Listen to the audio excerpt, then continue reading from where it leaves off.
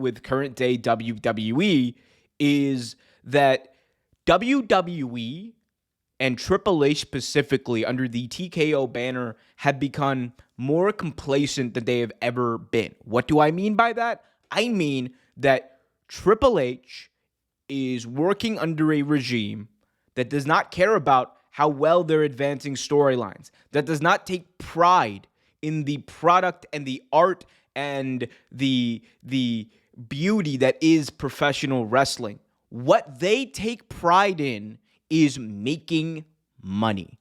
That, to me, is the issue. There is, even with Vince in charge, money was the number one motivating factor, right? Don't get me wrong. But there was still an appreciation collectively within WWE as a company for the art and the history and what professional wrestling meant. Did it always manifest itself into good storylines? No, but you could tell it was there. There was respect for it. There's no respect for professional wrestling under the current TKO regime. They are worried about results in terms of how much money they are generating, how many butts they're putting in seats, how much revenue they're driving. And if that is the case, and you are Triple H, and no one is holding you to the standard of what was set before you, of what other companies are putting towards themselves, if no one is setting you to that standard, and if the people that are paying you what I assume to be in a very absorbent salary are telling you that what matters is putting butts in seats, and we are in the most profitable era that we have ever been in, and we are in an era where all you need to do, send out Roman every couple of weeks, send out a Brock Lesnar or two every now and then, send out a Rhea Ripley return every now and then, or a farm. Don't tell stories. Milk everything for months and months and months and even a year on end. If you're telling me I can get away with that, and at the end of the day, that justifies what the results that we're getting, and we don't have to do any more than that, then I would be complacent as well if I didn't have any pride in professional wrestling. And I think that's what it is. It's a combination of Triple H becoming very complacent under this current TKO regime, as he has no pride for professional wrestling anymore. There is a reason he is no longer reportedly at SmackDown most weeks. There was a reason reportedly he was not on the headset or backstage at Saturday night's main event. It was Road Dogg. There is a reason that Triple H has told, as Wall Street Money on the money says in the chat, 0 good storylines this year. There is a reason as to why WWE creatively, I believe, is in the worst place it has been in since 2019. I have always been very careful because WWE has been bad before under Triple H. It has taken downturns, but I watched WWE in 2018, in 2019, 2020. I know how bad it was, okay?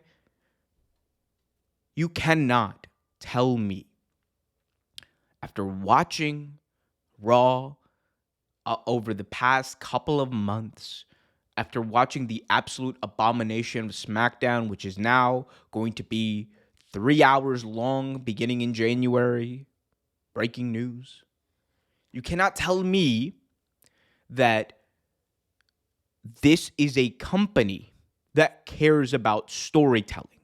The old adage used to be, what everyone used to say, the narrative, right, was AEW is where you go to watch good wrestling, WWE is where you go to watch good storytelling. That's no longer the case. It has not been the case for nearly a year, at minimum. The reality is WWE is the place you go to watch the stars of the past, to go get your nostalgia from, to go get your big energy aura hype from. AEW is the place you go to watch good storylines. AEW is the place you go to watch good storytelling.